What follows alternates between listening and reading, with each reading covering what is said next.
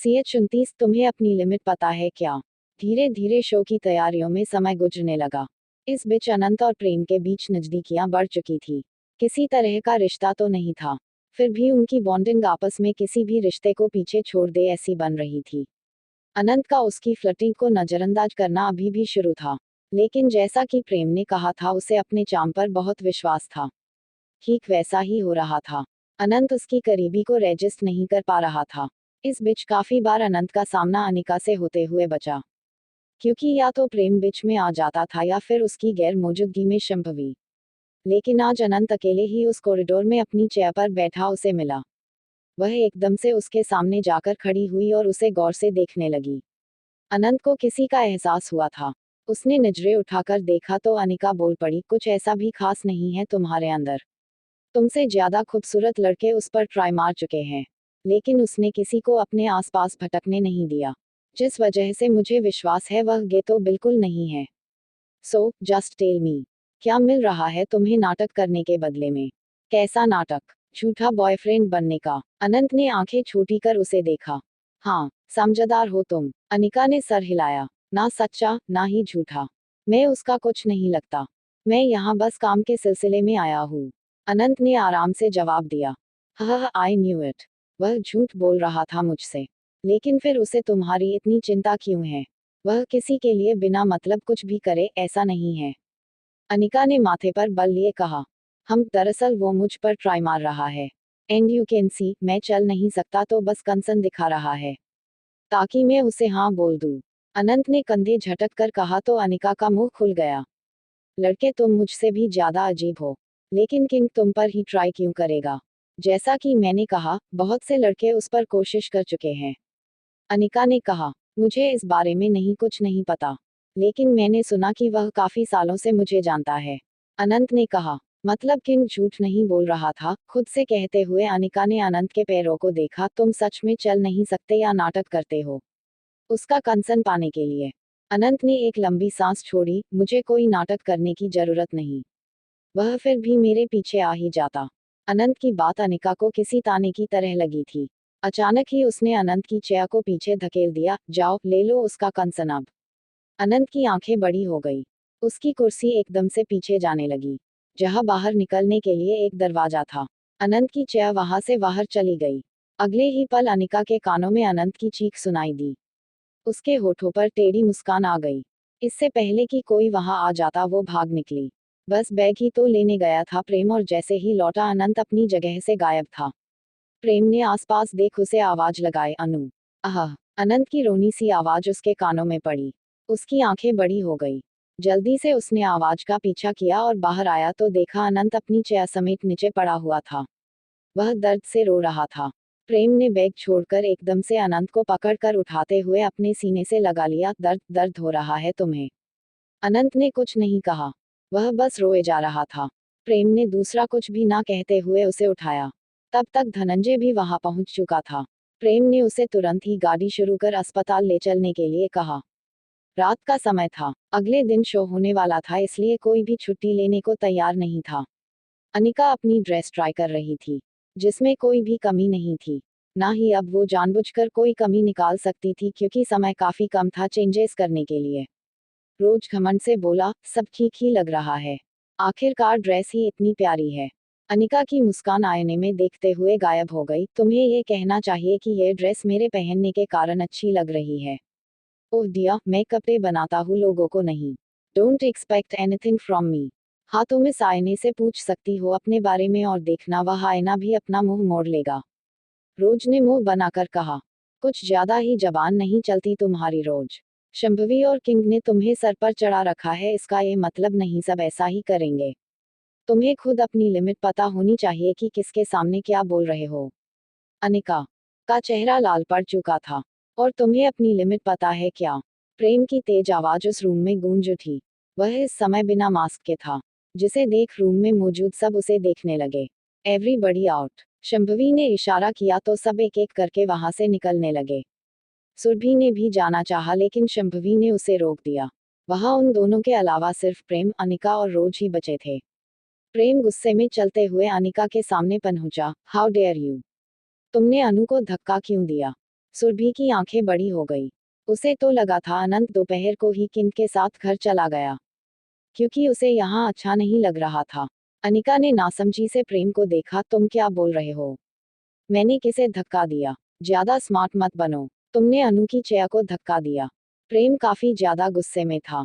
अनिका का झूठ बोलना उसे और भी गुस्सा दिला रहा था। क्या सबूत है तुम्हारे पास कि मैंने ऐसा किया? अनिका अभी भी शांत थी, मानो उसने सच में कुछ भी नहीं किया। उसे अच्छी तरह पता था उस कॉरिडोर में कोई कैमरा नहीं था। उसने अपने मुंह से बताया है, प्रेम ने कहा। और तुमने विश्वास कर लिया? मैं क्यों उसे धक्का देने लगी, जबकि वह पहले से ही अपाहिज है? ओह गॉड किंग, मैं इतनी भी निर्दयी नहीं। तुम्हारी तरह मुझे भी उस पर दया आती है, अनिका ने कहा। सुरभि की गुस्से में मुठिया भींच गई। उसने कुछ कहना चाहा कि शंभवी ने उसकी मुट्ठी को पकड़ लिया। किंग को संभालने दो। बड़ी मुश्किल से सुरभि ने खुद को कुछ भी कहने से रोका। वही प्रेम ने दोनों हाथ अपनी कमर पर रख लिए। अपना चेहरा दाएं बाएं घुमाते हुए वह हाथों को काबू कर रहा था। किसी लड़की पर हाथ उठाया उसके संस्कारों में नहीं था। अच्छा, तो तुमने उसे धक्का नहीं दिया? वह झूठ बोल रहा था तुम्हारे बारे में। Of course, after all I am a superstar. मुझ पर इल्जाम लगाना लोगों के लिए बड़ा आसान होता है, अनिका ने कंधे झटक कर कहा। शंभू, मिस सुपरस्टार को जरा आइलैंड से आदर के साथ विदा करो, प्रेम ने सर्द आवाज में कहा। अनिका के अलावा बसरोज की आंखें बड़ी हुई थी। अनिका ने कहा, वॉट? तुम मजाक कर रहे हो? कल शो है और मैं शो की। प्रेम ने उसकी बात पूरी होने से पहले ही कहा, get out, just get the hill out. तुम्हारी शक्ल मुझे दोबारा कभी कंपनी में भी नहीं देखनी। अनिका अपनी जगह जम गई। उसने हकलाते हुए कहा, तुम्हें अंदाजा है कि तुम किसे क्या कह रहे हो? मैं अनिका शेट्टी हूँ। तुम मुझ पर कोई हुक्म नहीं चला सकते, ना ही मुझे कंपनी में आने से रोक सकते हो। कंपनी तुमसे जल्द ही सारे कॉन्ट्रैक्ट खत्म कर देगी। Now please. शंभवी ने उसे बाहर का रास्ता दिखाते हुए कहा। किसी को परवाह नहीं थी तो रोज क्यों करे? उसने कंधे उठाकर कहा, ड्रेस चेंज करके जाना। अनिका का चेहरा गुस्से में दहक रहा था। तुम लोग मुझे बहुत हल्के में ले रहे हो। मैं कुछ भी कर सकती हूँ, पता है न? हाँ, तुम बस कंपनी के खिलाफ एक शब्द भी बोलकर दिखाओ, मैं कॉन्ट्रैक्ट की सारी शर्तें तुम्हें पढ़वा दूंगी, साथ में लीगल एक्शन भी लूंगी। शंभवी ने आराम से कहा। अनिका के पास कुछ कहने के लिए बचा नहीं था। उसने सीधे प्रेम की गुस्से से भरी आंखों में देखा। मैं तुम्हें उस लड़के के साथ रहने नहीं दूंगी। यहाँ से जाकर मैं सीधे जगदम्ब पैलेस जाऊंगी मिस्टर उदयनाथ नाइक से मिलने। प्रेम ने उसे कोई जवाब नहीं दिया। अनिका को अब भी लगता था कि प्रेम परिणामों की चिंता कर रहा होगा। अनिका के जाते ही सुरभि ने कहा है अनु? और क्या हुआ उसे? फिलहाल ठीक है। उसे धनंजय के साथ घर भेज दिया है, प्रेम ने छोटा सा जवाब दिया। और जाना चाह तो रोज ने उसका हाथ पकड़ लिया। कल शो है। तुमने कुछ सोचा है कौन अनिका को रिप्लेस करेगा? प्रेम उसकी तरफ देखता रह गया। उसने कोई भी जवाब नहीं दिया। टू बी कंटिन्यूड कमेंट के साथ साथ फॉलो करना बिल्कुल भी ना भूले। CH30 अनु, शादी करते हैं। रात का समय था जब उस कमरे से सुरभि निकलकर बाहर चली गई। रास्ते में ही उसे शंभवी मिले, जिसने कहा, क्या हुआ? इतनी जल्दी आ गई? लेडी बॉस, आपके भाई खुद को समझते क्या है? सुरभि गुस्से में फुनफुनाते हुए बोली, मुझे मेरे ही भाई से मिलने नहीं देते। शंभवी ने अपना माथा पकड़ लिया। I am so sorry Surabhi. King थोड़ा सा अजीब है। उसे अपने आसपास ज्यादा लोग पसंद नहीं आते। वह अजीब नहीं, बहुत ज्यादा अजीब है। और अगर उन्हें अपने आसपास लोग पसंद नहीं आते तो फिर मेरे भाई से क्यों किसी अजगर की तरह लिप्ट रखे हुए हैं? सुरभि का चेहरा पूरा लाल पड़ चुका था, जो साफ बता रहा था कि प्रेम ने आज भी उसे कमरे से बाहर भगा दिया था, ठीक से हालचाल भी लेने नहीं दिया। मैं क्या सच में काम में बहुत बिजी हो गई हूँ जो उसे समय नहीं दे पा रही? ऐसा लग रहा है बहुत ज्यादा समय हो गया जब हमने साथ बैठकर गप्पे नहीं लड़ाए। क्या वह ये सोचेगा मैं उसे इग्नोर कर रही हूँ? सुरभि परेशानी से बोली। वो ऐसा कुछ नहीं सोचेगा, क्योंकि सोचने के लिए समय भी मिलना चाहिए। शंभवी ने सर हिलाकर कहा। अगर प्रेम अनंत के आसपास था तो किसी को भी उसकी चिंता करने की जरूरत नहीं थी। बस कल तक हम यहाँ हैं, उसके बाद वापस अपने अपने ठिकाने। आह, मैं अपने घर को बहुत मिस कर रही हूँ। वैसे लेडी बॉस, कहते हुए सुरभि ने शंभवी की तरफ देखा। देखो, मैं कह रही हूँ कि तुम मेरा नाम ले लो, लेकिन ये बुलाना बंद करो। मुझे अजीब लगता है, शंभवी ने मुंह बनाकर कहा। फिर अजीब मुझे ही लगने लगा। और नाम में क्या रखा है? वो छोड़िए, ये बताइए कल के बारे में क्या सोचा है? अनिका शेट्टी को कौन रिप्लेस करने वाला है? सुरभि ने सवाल जिसके बारे में अब तक शंभवी को भी कोई जवाब नहीं मिला था। अंदर कमरे में अनंत बिस्तर पर लेटा हुआ था। प्रेम का हाथ उसके गाल पर था और लगातार उसकी आंखों में देखते हुए प्रेम उसके गाल को सहला रहा था। तुम क्यों सुरभि के पीछे पड़े हो?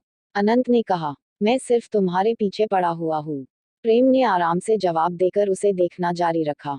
अनंत ने एक ठंडी सांस छोड़ी। जिसने मुझे धक्का दिया था तुमने उसके साथ क्या किया? मुझे घर छोड़कर कहीं चले गए थे। ये मत कहना तुमने उसे मार।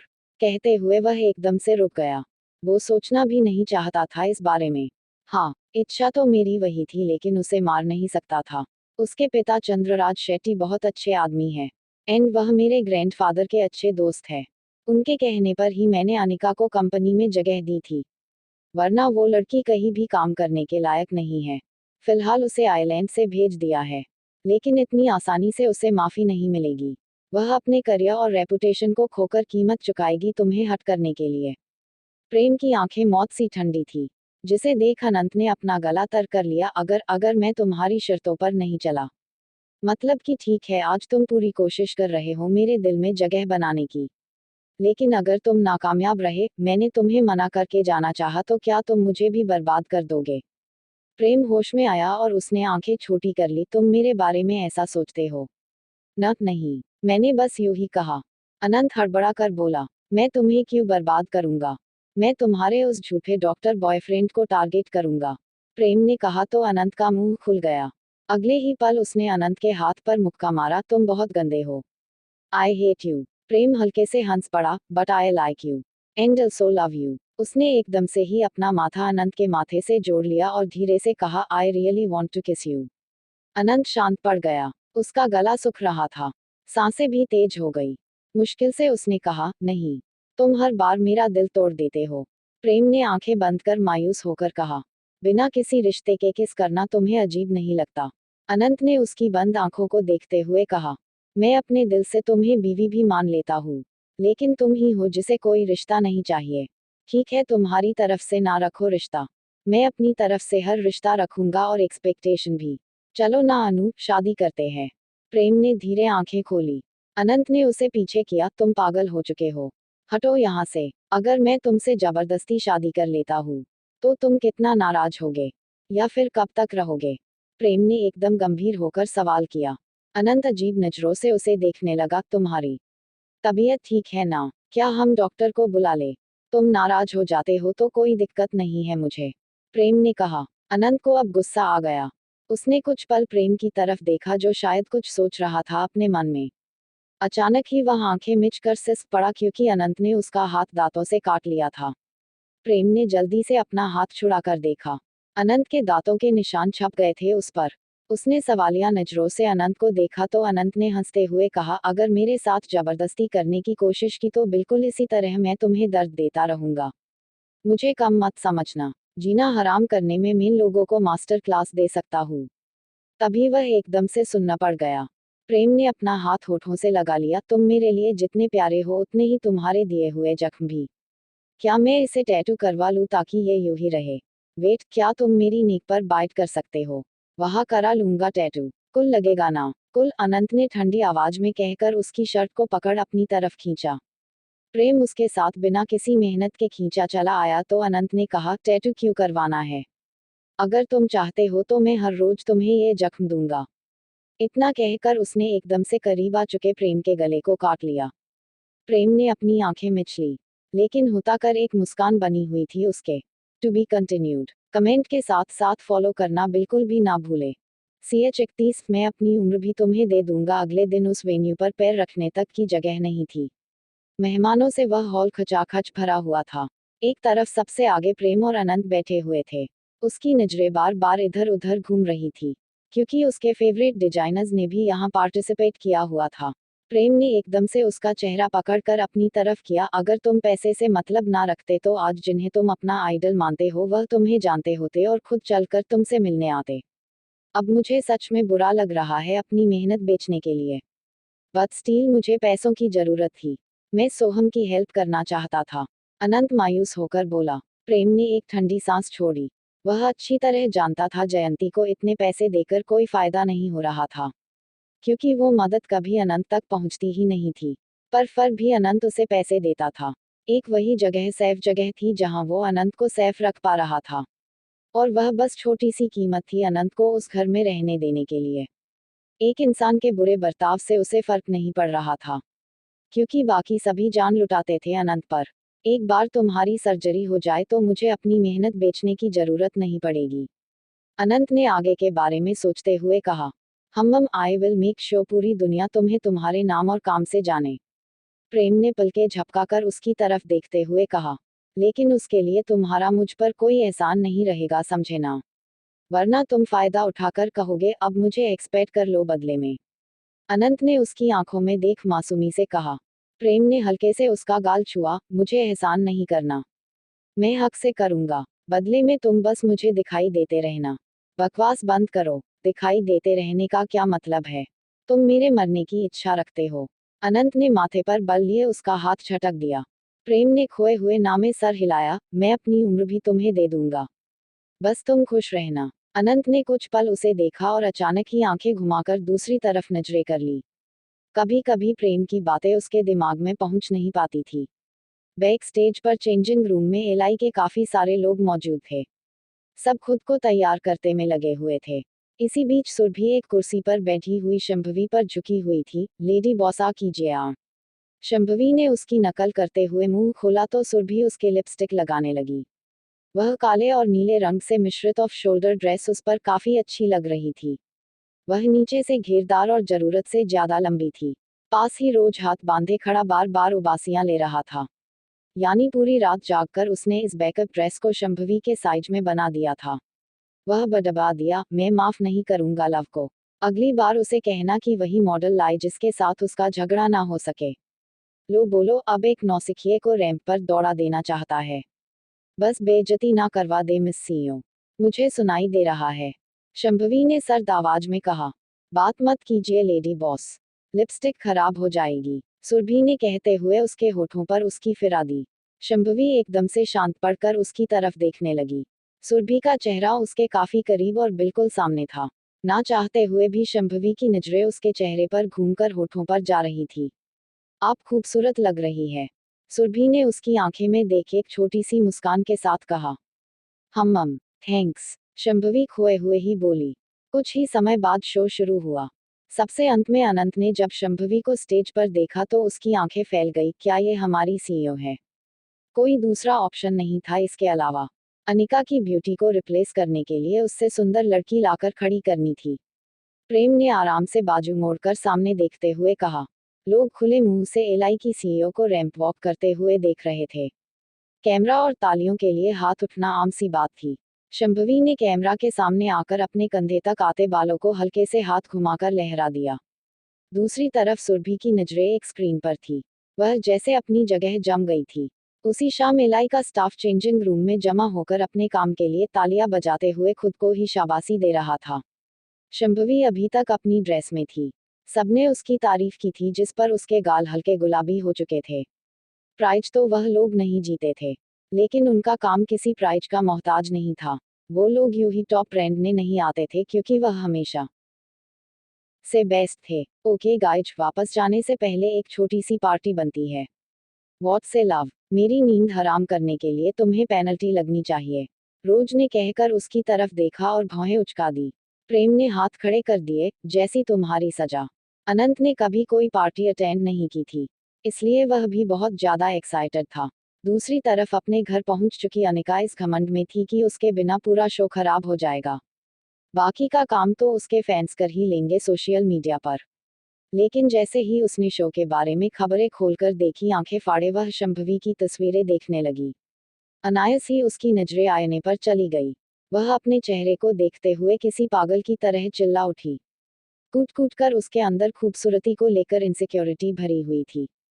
टू बी कंटिन्यूड कमेंट के साथ साथ फॉलो करना बिल्कुल भी ना भूले। CH32 शराब रात का समय था जब शो के वेन्यू कर ही छोटी सी पार्टी का आयोजन हुआ, जिसमें सिर्फ एलआई के एम्प्लॉय शामिल थे। एक फोन आ जाने के कारण प्रेम दूसरी तरफ चला गया था। सुरभि और अनंत साथ बैठे थे तो अब वही आपस में बात करने लगे। बात से ज्यादा सुरभि उस पर ध्यान ना देने के लिए माफी मांग रही थी। अनंत उसकी सिचुएशन से कहाँ अनजान था।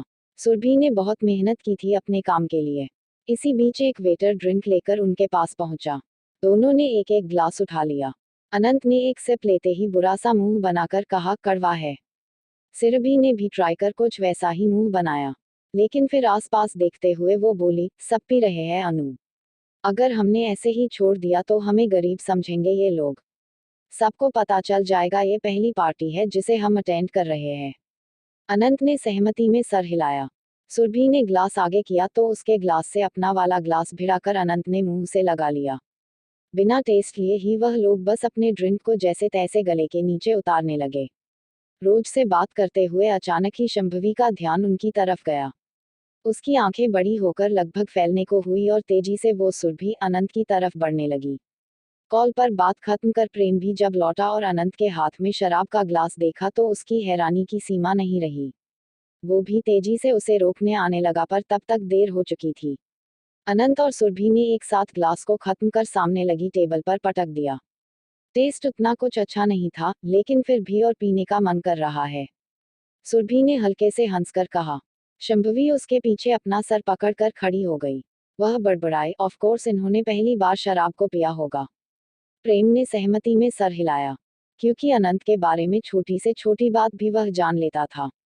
उसे पता था शराब को छूना तो दूर अनंत ने कभी देखा तक नहीं होगा।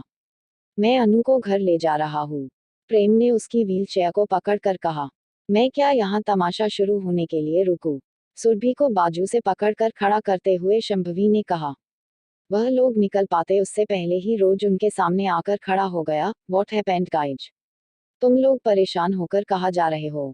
गलती से शराब पी ली है इन्होंने। सबको संभाल लेना यहाँ। शंभवी जल्दी जल्दी कहते हुए सुरभि को लेकर प्रेम के पीछे निकल गई। रोज ने कंधे उठा दिए। शराब ही तो पी ली थी। यहाँ मौजूद हर कोई पी रहा था। उसे अजीब नहीं लगा। अनंत को लेकर जैसे ही प्रेम गाड़ी की पिछली सीट पर बैठा, धनंजय ने गाड़ी शुरू कर दी। खूनी, माफिया किंग, ब्लेड, तीन तीन नाम है लेकिन चेहरा एक भी नहीं दिखाते। बताओ लोग पहचानने कैसे होंगे तुम्हें? क्या तुम्हारे घरवालों ने भी तुम्हारा चेहरा नहीं देखा? अनंत ने कहा और हंसने लगा। धनंजय को उसकी नशीली आवाज सुनकर हैरानी हुई। तभी प्रेम सर्द आवाज में बोला, पीछे मत देखना और पार्टीशन ऑन करो। धनंजय बेचारा सकपका गया। चिंतावश ही उसने पीछे देखना चाहा था, लेकिन यह जलको का सगे दोस्त से भी जल रहा था। धनंजय ने बिना कुछ बोले पार्टीशन ऑन कर दिया। कार के अंदर ज्यादा उजाला नहीं था। अनंत अपनी उंगली प्रेम के मास्क पर घुमाने लगा। निकालो ना इसे। क्यों? प्रेम ने सवाल किया। अनंत को अच्छे से पकड़कर उसने अपनी गोद में बिठा रखा था। मुझे तुम्हें देखना है, अनंत ने कहकर होठों को सिकुड़ लिया। प्रेम ने एक गहरी सांस भरी।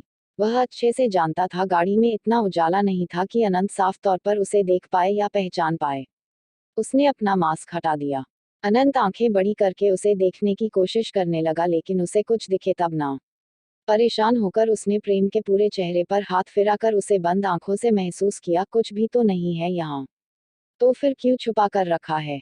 मान लिया तुम बाकी लोगों को अपना चेहरा नहीं दिखाना चाहते, पर फिर मुझसे भी छुपाओगे क्या? पूरी दुनिया से कोई मतलब नहीं है मुझे, तुमसे है बस, इसलिए तो छुपा रहा हूँ। प्रेम ने गहरी आवाज में आंखें बंद करके कहा। अनंत की उंगली इस समय उसके होठों पर रुकी हुई ही। लेकिन तुमने कहा कि तुम मुझे पसंद करते हो, मुझसे प्यार भी करते हो, पर भरोसा ही नहीं करते तो कैसे मान लूं मैं तुम्हारा प्यार सच्चा है?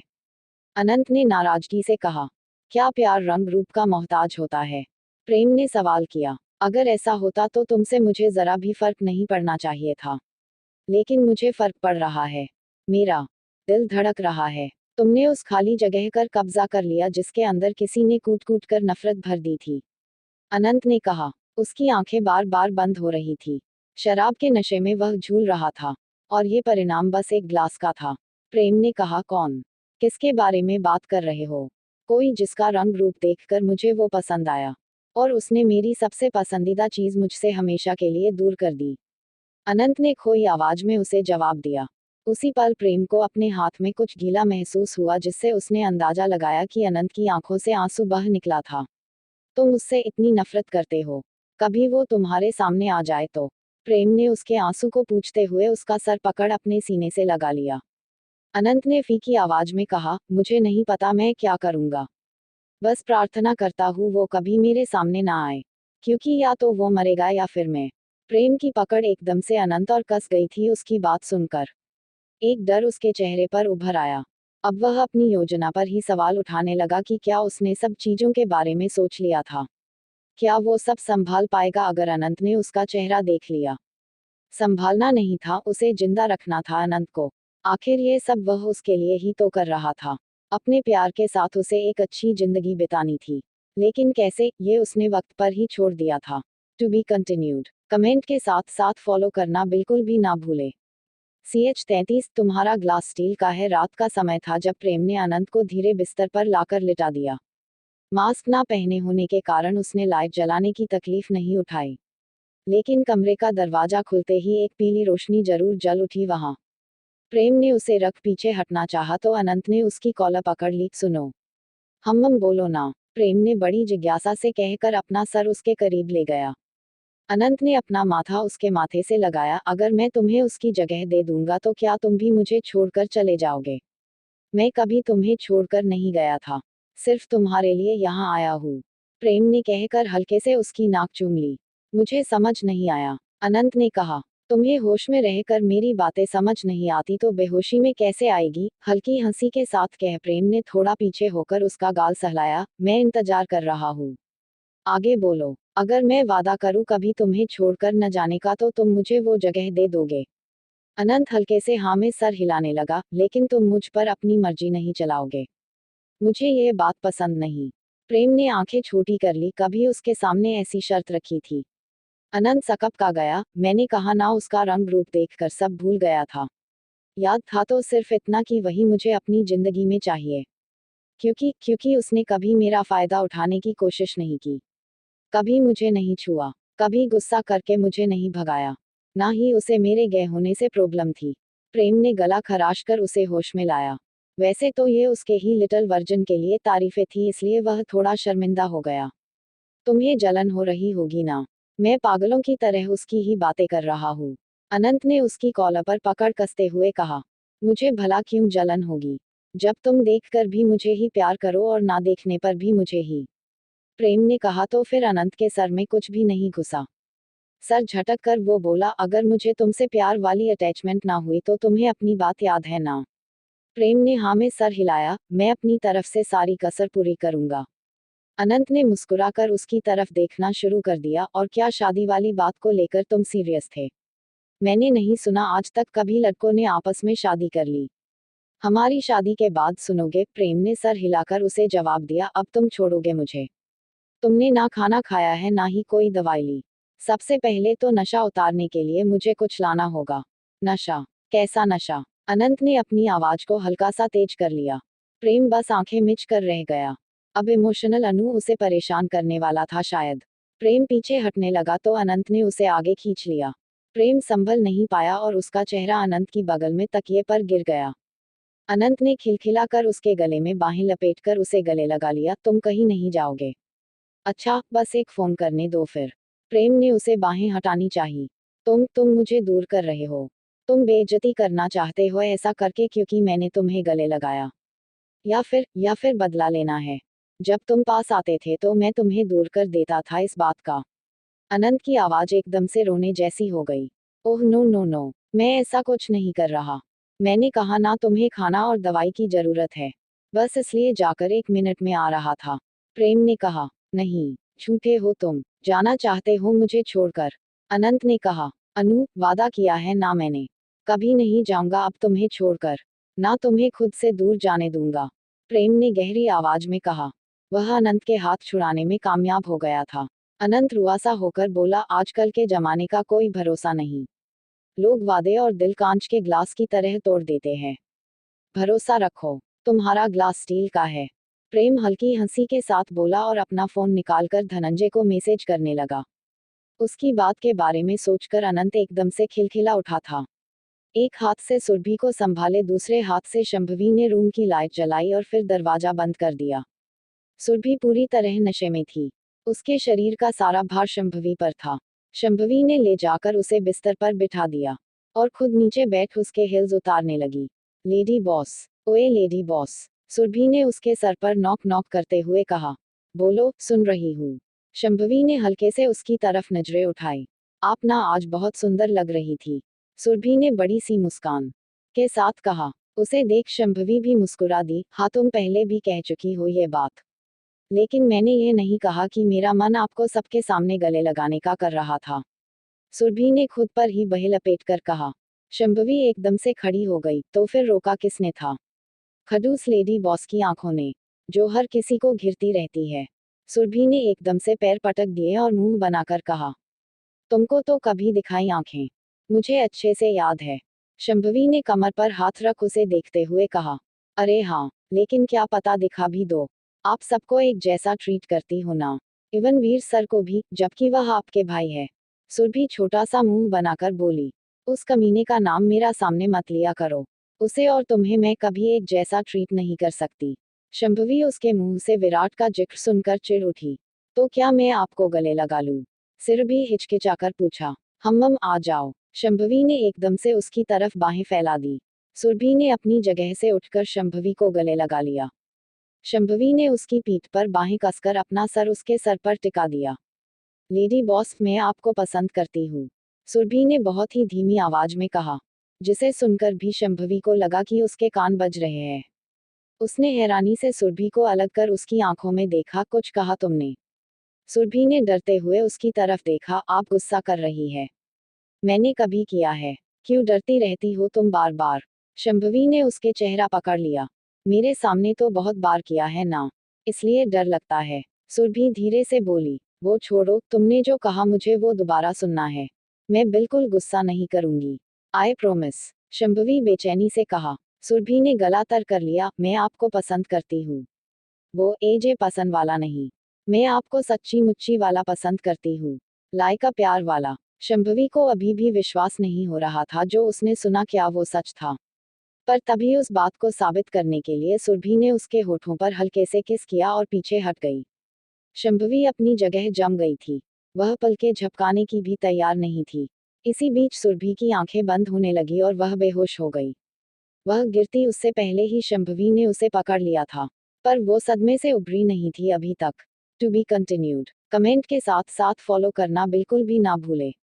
CH34 आज भी वही पासवर्ड रखा है। गोवा, रात का समय था और सोहम उस विला के हॉल में चुपचाप सा बैठा था।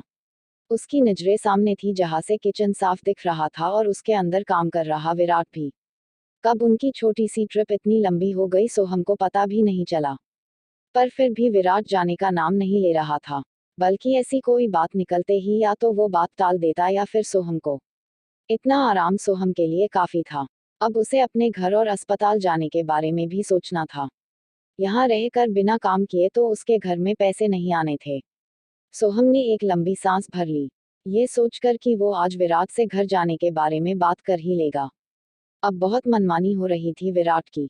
इसी बीच सोहम के सामने ही पड़ा विराट का फोन बज उठा। ये पहली बार नहीं था जब वो फोन बजा था।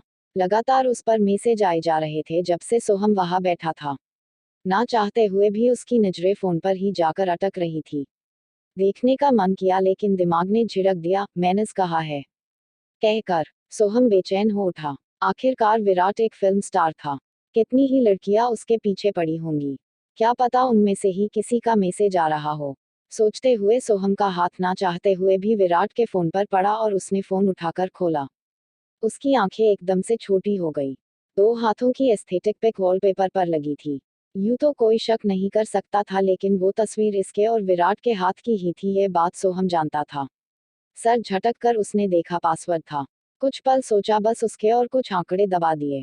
हाँ, खुल गया। बेवकूफ, आज भी वही पासवर्ड रखा है। मेरी बर्थ डेट। कहते हुए सोहम काफी खुश हो गया था, मानो कोई पहाड़ चढ़कर उसने एक बड़ा काम कर लिया हो। फोन खुलते ही उसके सामने कई सारे मैसेज थे। बाकी तो उसके काम से रिलेटेड थे, लेकिन थोड़ा स्क्रॉल करने के बाद सोहम की आंखें छोटी हो गई। सुरभि के बहुत सारे मैसेज थे। गलत बात सोमू, अगर तुम्हें मेरा फोन हो चेक करना था तो मांग लेते। मैंने कब तुम्हें कुछ करने से रोका है? विराट की आवाज सुनते ही सोहम के हाथों से फोन छूटने को हो गया।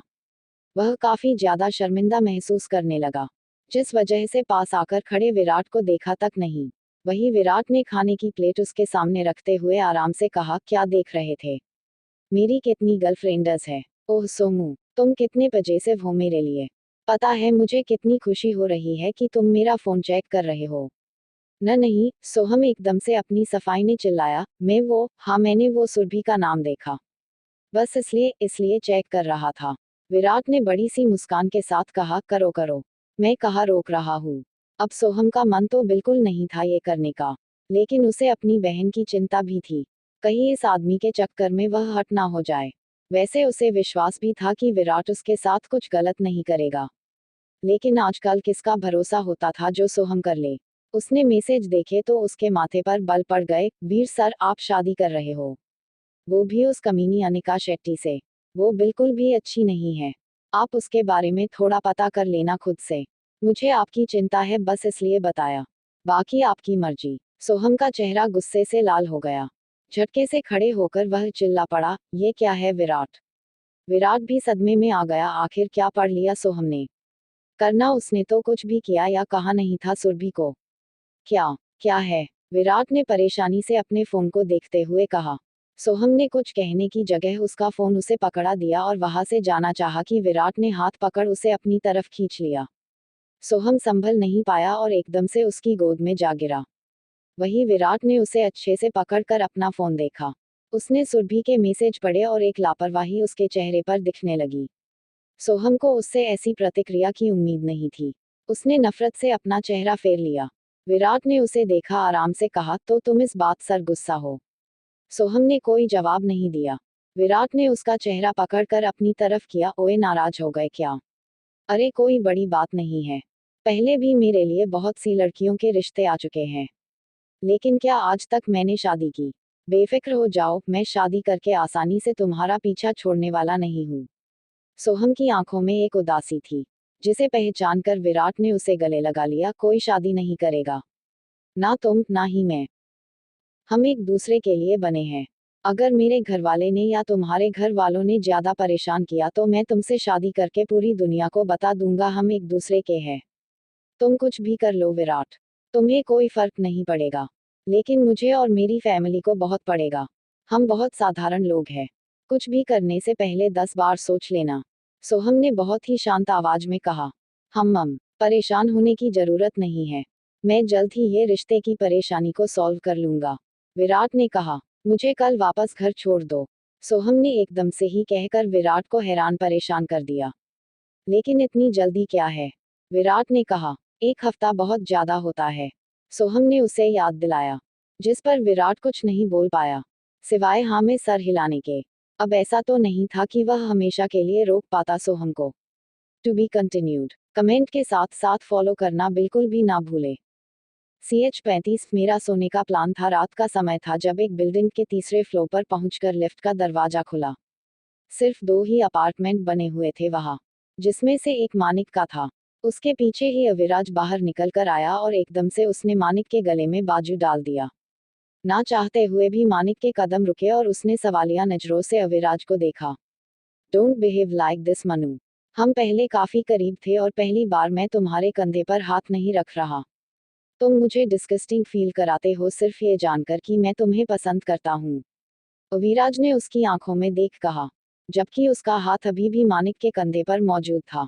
मेरा ऐसा कोई इरादा नहीं था। मैं बस इसलिए रुका क्योंकि जब पूरे रास्ते आपने मेरे कंधे पर हाथ नहीं रखा, सिर्फ यही आकर रखा जबकि मैं अब अपने अपार्टमेंट में जाने वाला हूँ, तो क्या वजह हो सकती है।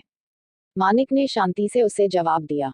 गुड क्वेश्चन, अविराज ने एकदम से कहा, दरअसल मैं आज तुम्हें डिनर पर बुलाना चाहता हूँ अपने अपार्टमेंट में। नो थैंक्स, मेरा सोने का प्लान था। मानिक ने अब की बार उसका हाथ खुद ही अपने कंधे से हटा दिया। यार मनु, क्या भूखे पेट सो जाओगे। इससे अच्छा है ना कि तुम आकर थोड़ा सा इंतजार करो, फिर साथ में डिनर करते हुए केस के बारे में डिस्कशन करेंगे। विराज किसी भी हालत में उसे बुलाना चाह रहा था, लेकिन मानिक के बहाने भी तैयार थे। उसने कहा, आपको क्यों खामखा तकलीफ उठानी है, मैं बना लूंगा कुछ, और इस समय मैं किसी बात के डिस्कशन करने के मूड में नहीं हूँ। तो फिर हम टीवी देखते हुए डिनर करेंगे। विराज के पास भी बहानों की लिस्ट तैयार थी। एक ठंडी सांस छोड़कर मानिक बोला, मैं चेंज कर लूँ जाकर। आखिर इतनी बार फोर्स करने पर मना करना उसे अजीब लग रहा था। या ऑफ कोर्स ऑफिसर, मैं आपके लिए दरवाजा खुला रखूंगा। हल्के से झुककर अविराज ने उसे रास्ता दिखाया तो मानिक आंखें घुमाते हुए चला गया। जब तक वह अंदर नहीं चला गया अविराज ने दरवाजा तक नहीं खोला था अपना। इस वजह से मानिक ने जल्दबाजी में दरवाजा बंद किया और दरवाजे से पीठ लगाकर खड़ा हो गया। ऐसा नहीं था कि अविराज में कोई खराबी थी। वह काफी सालों से जानते थे एक दूसरे को। मानिक को इस बात से कोई परेशानी नहीं थी, अविराज एक लड़का होकर उसे पसंद करता था। लेकिन मानिक उसे हाँ नहीं कह सकता था। एक बार वह प्यार कर चुका था। जिंदगी भर का सबक मिल चुका था उसे। अब हिम्मत ही नहीं बची थी कि किसी के साथ रिश्ता निभाने की जिम्मेदारी वह उठा सके। बस जी रहा था, अपनी ड्यूटी पूरी ईमानदारी से निभा रहा था। और इसे निभाते हुए कभी मौत भी आ जाए तो उसे परवाह नहीं थी। जानबूझकर वो कहीं ऐसे काम करता था जिसमें जान का खतरा था। यही कारण था कि अविराज उसे कहीं भी अकेले नहीं जाने देना चाहता था। हमेशा उसे साथ लेकर घूमता या फिर उसके साथ जाने की जिद करता। कुछ समय बाद वह अपने कमरे में नहाकर एक आईने के सामने खड़ा हो गया। ज्यादा रोशनी नहीं थी उस कमरे में। कमर पर टॉवल लपेटे वह बालों को पोंछ रहा था। शरीर अभी भी हल्का सा गीला था। खुद को देखते हुए वह हमेशा मायूस हो जाता था। 27-28 साल की उम्र थी। अच्छी जॉब और सैलरी थी। दिखने में भी कोई कमी नहीं। यूं कहे तो वह एकदम परफेक्ट था। उसकी उम्र के लोग अपनी सेटलमेंट के लिए जिंदगी की रेस में दौड़ रहे थे। शादी कर रहे थे, बच्चे प्लान कर रहे थे। और एक वह था जिसे ना जिंदगी जीने की परवाह, ना मौत आने की। टॉवल को शरीर पर फिराकर उसने दूसरी तरफ फेंका और कपड़े बदलने लगा। जल्द ही वह विराज के अपार्टमेंट के सामने जाकर खड़ा हुआ। उसने दरवाजा खोला तो सच में वह उसके लिए खुला था।